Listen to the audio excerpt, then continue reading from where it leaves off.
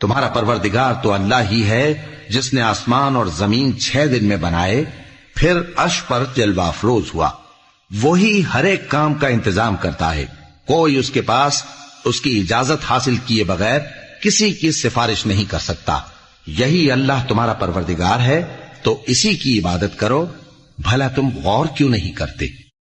تمہارا پروردگار آسمان اور زمین 6 دن میں بنائے، پھر عرش پر جلوہ افروز ہوا۔